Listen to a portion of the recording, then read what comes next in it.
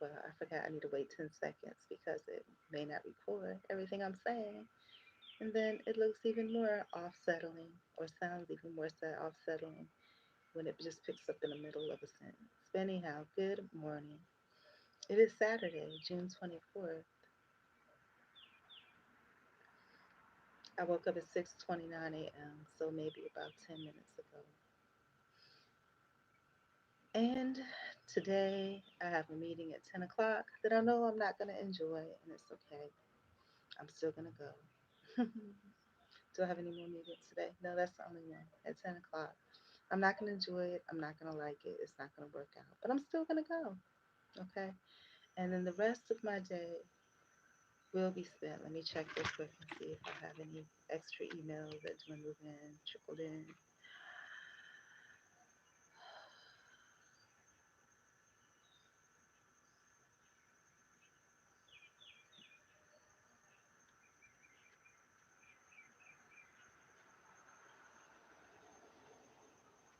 Well, I don't understand that. How I'm always on my emails. My email,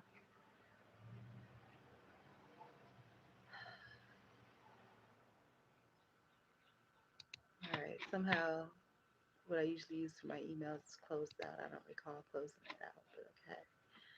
But let me check that real quick. So I'm going to go to my meeting, even though I don't anticipate it's going to be a good thing at all. It's not, right? Um,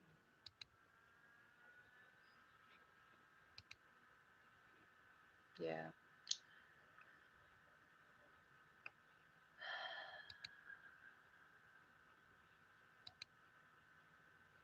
yeah. And then I'm going to. So why am I going if I know that it's not going to be a good thing? Because I don't want to feel like I've given up hope. It's not something that I'm remotely interested in, that I even like. It's reminiscent of the Craigslist days. I don't want to go. But I will. I will go. I will go. Um, and me going is just going through the actions. Really, I really don't want to. Here come the frogs, because they always do that. They remind me that I'm not alone, even though I would like to be alone in this situation. Okay, it was just one chirp. It's not going to keep going. And so then the rest of my day will be spent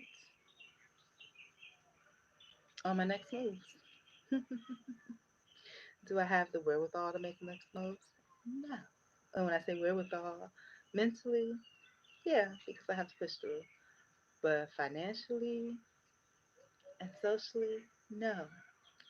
Do I have a feeling that I'm going to get beat up? Do I have a feeling that I'm going to get scammed or robbed or raped or molested in some way? Not immediately, no.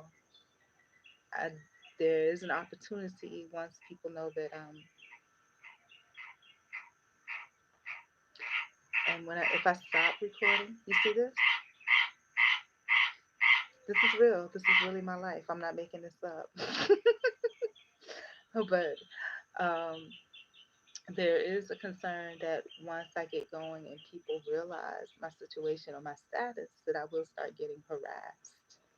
And that means, hey, cars stopping and whatever. Because, like I said, before this status, I think people thought that was my status, and the cars were stopping all the time and all kinds of crazy stuff. People that live around the hood.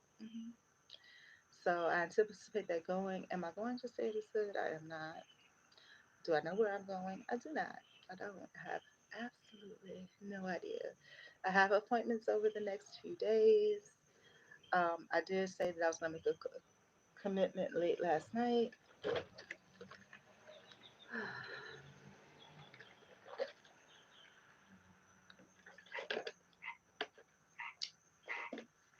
to complete a task associated with another something that I know I'm definitely not interested in. And how do I know that I'm not interested in it?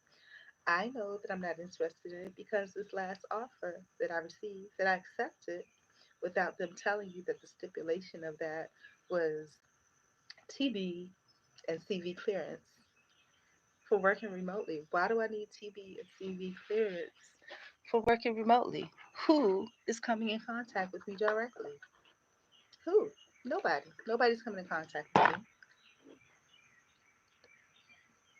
And to be honest with you, I think at this point in my life, I don't need to be in contact with anybody because obviously I must have the cooties or something because people really hate me.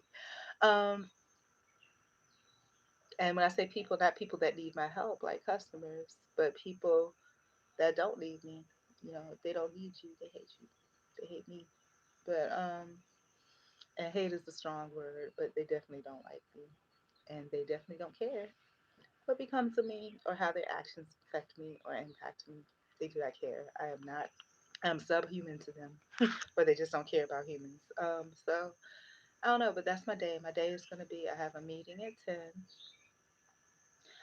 This morning I am gonna start off by eventually I have one communication that I'm gonna address, and like I said, I don't want to address that communication because it's for something I don't even want. I don't even want this because I know because they have the same interviewing process as the other, even though they're totally separate companies. So this tells me they're under the same contract, right?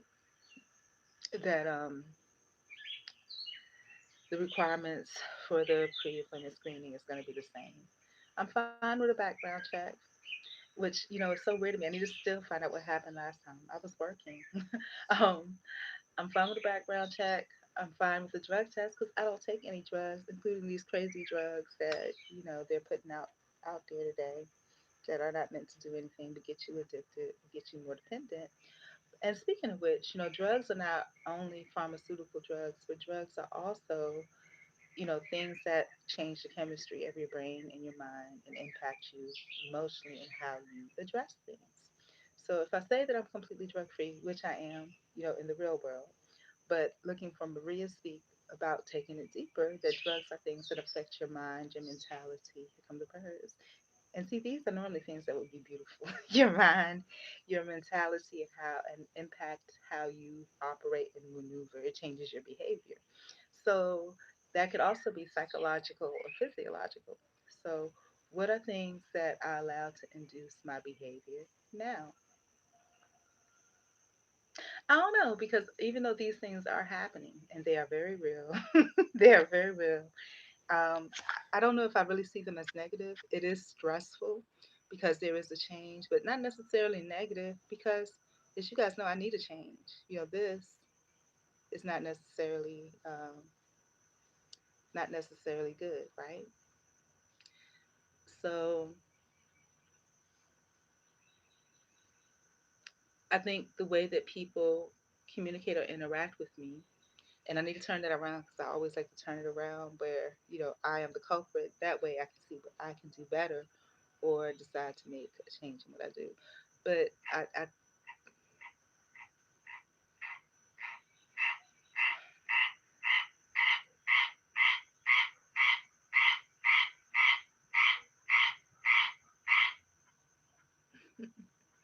I think that the way that people interact or respond to me, um, or the way that people receive me, let me change that. The way that people receive me, makes me feel a certain way. And what is that certain way? I hated that phrase when they started using that. The way that people receive me makes me feel hurt. There we go. So the way that people receive me makes me feel hurt. And the reason why is because I want to be loved. I want to be respected and appreciated, at the very least as a human being. You know, I don't feel that. But when I look at it, when I look at people, you know, that have been through a lot, that, depended on the kindness of others, they didn't make it either. When you look at Monster and what was her name? Eileen Warnos, her end was tragic. They made a movie about her, didn't care nothing about her to try to help her. So I have to realize, you know, even though we didn't do the same things, that's still, and actually, I don't disagree with how she handled it. Those people raped her and everything else, you know. Um, I just, and that's a reality that I have to face, that the world does not care about you. The world does not have to care about you. What meeting is this? 24th? Oh, that's today's meeting. Okay, fine. Um, but I think this is going to be a big fluke. Um, it's going to be a fluke. But yeah, so that's how I feel about that. The things that impact my behavior and my feelings and my mood are and my emotions are the way that people receive me, right?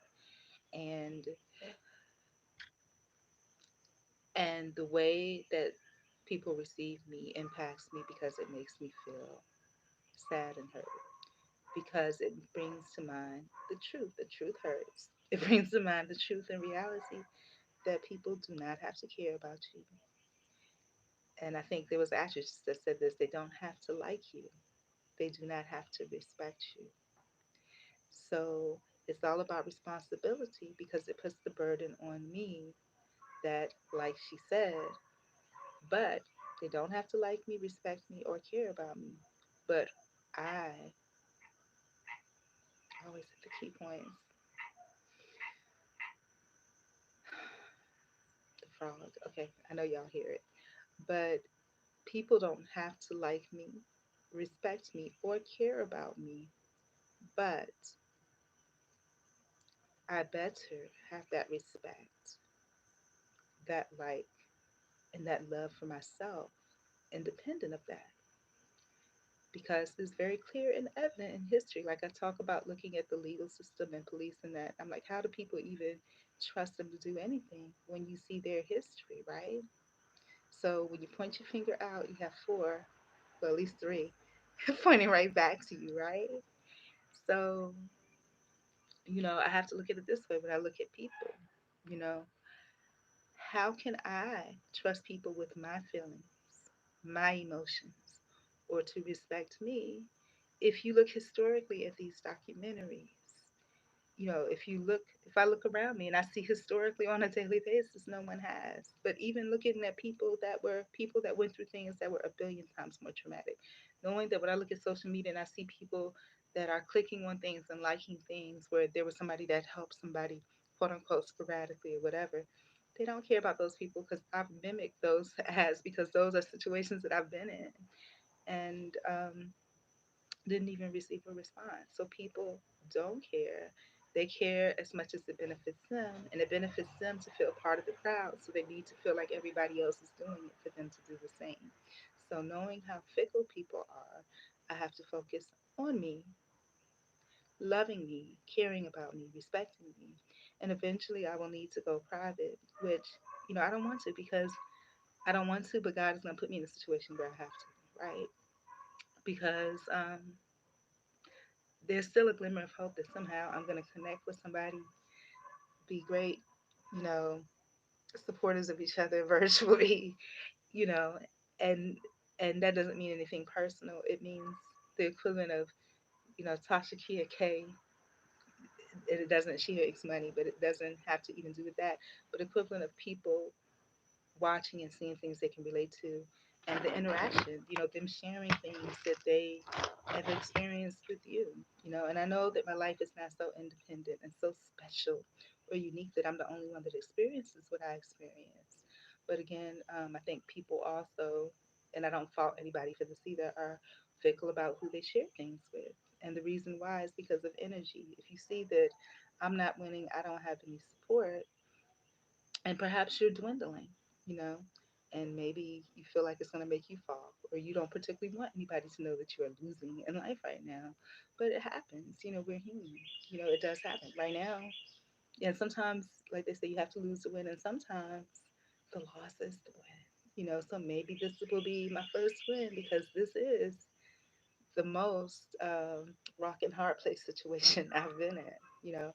And like I said, this time, I'm not court ordered for this to happen, you know, but but it did happen, and part of me wants to blame me and say it's because I took so long, to get back on my feet after my situation was back to back because I got on my feet and I don't like to blame nobody else. That's the problem.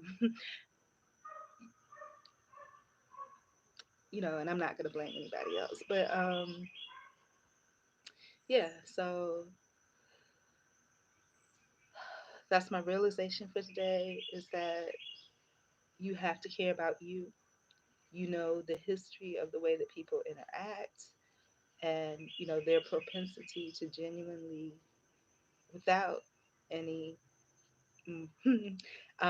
motivation. People are motivated, even though it doesn't seem like it. They're motivated by the fact that everybody else do it. Because if not, then why would you have like a post or something of somebody that's not the person that's going through it, posting about somebody else going through something, and then getting billions of views or all kinds of money and donations for this person that didn't post it, but for this person that's not going through it, but somebody that posted on behalf, that it may not be going directly to them.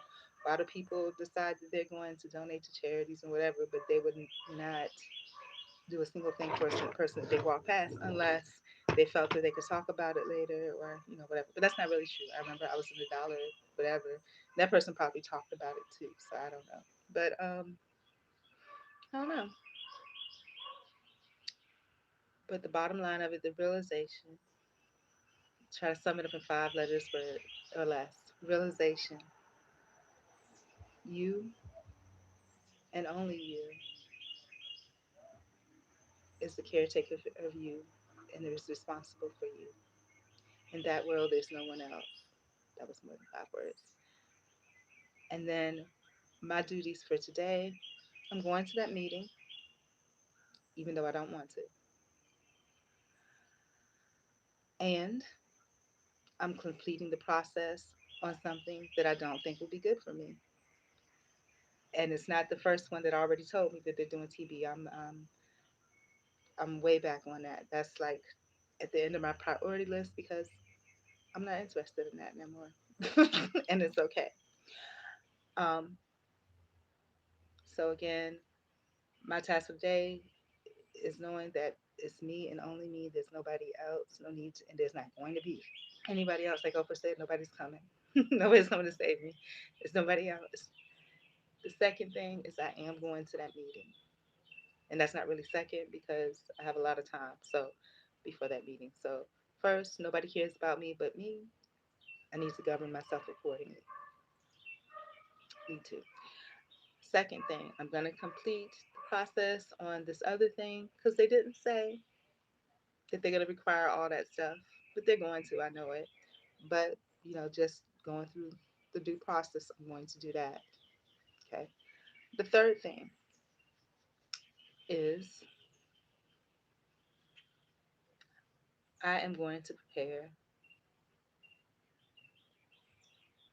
I don't know how to say it because I don't want to be direct about how I'm going to say this. I'm going to prepare for, if you find a creative way to say this that y'all may understand and may not. Only, and it'll make it so only the creative person will understand it, and I'm okay with that. And it'll also help me practice my reading skills in another language that doesn't use the same symbols and characters that we use here.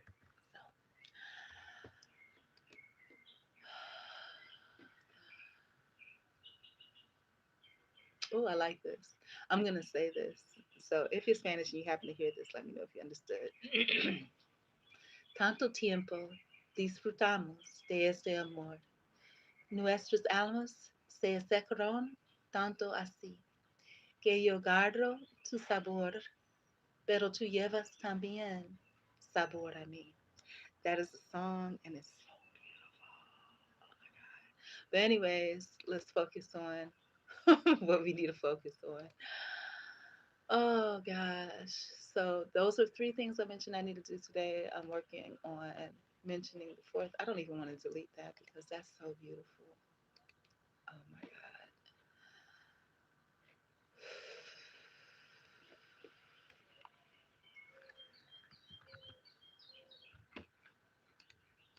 And now I just thought of this Sheryl Crow song that I wouldn't mind singing in this other language, not Spanish. Okay. Oh, why did that happen? I didn't think I did. I type all of that? I don't think I typed all of that. It's so funny. I knew this word, da-di-da, da-di-da. And I know this word because my mom used to tell me, Morty. And now I don't remember everything because I haven't seen her. My mom is like a part of my imagination now. Did she really exist? What it translate into it is English. Morty, you running around here all day long, eating nothing. But I forgot how she said it in Korean.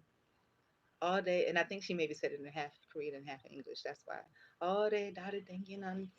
And she would get mad, because as a teenager, that's what you do. You go out all day long, you have fun, and you don't think about it. You don't think about eating, but it's so weird, to know that you can be without somebody so long. Somebody is integral to your life as your mother, that it gets to the point where it feels like, does she really exist? Was she just an imagination? That's what it feels like. It's like, and maybe that's what, you know, happens when you start to get over, the fact that you're not going to see them anymore, that you're just disowned. I won't even know when she dies or passes. And it's sad to me because that's exactly what my mom did. She didn't know when our Harmony, my Korean grandmother, when she died or passed away. And she didn't have much feeling about it. When I asked her, she was like, I don't know. You know,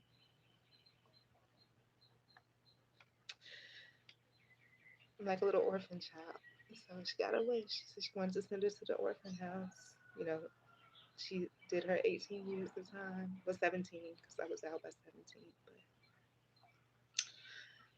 so, and I think I like it that way. I need to desensitize myself to those feelings anyway, because it doesn't do me any good. And I think that's the way society operates, you know, and the way the government operates. They put so much stuff out there about all the bad and evil that it desensitizes, you know, people to it. But, and my nose is starting to run. Anyway, so I'm gonna get to it.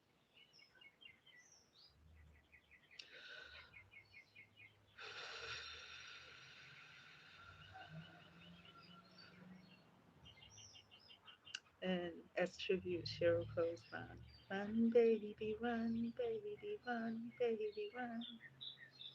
And maybe it's good to just run. But anyways, I'm out. I'm gonna take care of those four things, remembering that nobody cares about you but you. Completing the process on this thing that I really don't want to do and I don't feel like it's gonna be beneficial to me. Number three, my heart is hurting now. And it hurts here and here at the same time, my heart and my head, right? And then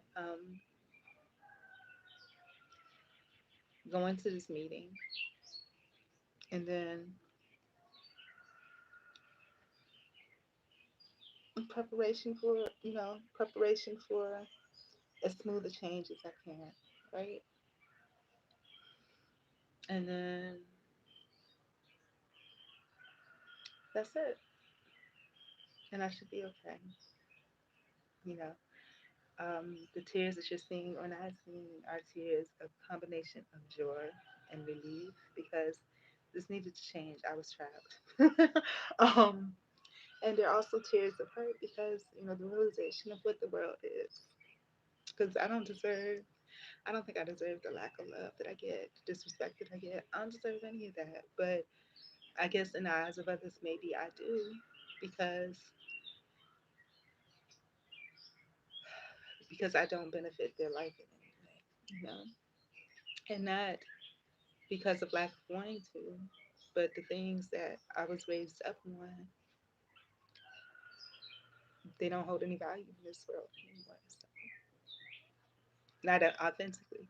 They do hold value if you're able to manipulate it in a way that causes financial gain,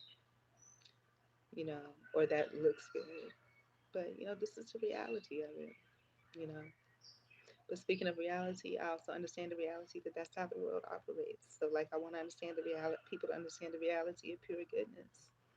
I also have to understand the reality of the way the world is. So, with that being said, I shall continue my day. Good morning, everybody. Have a great day.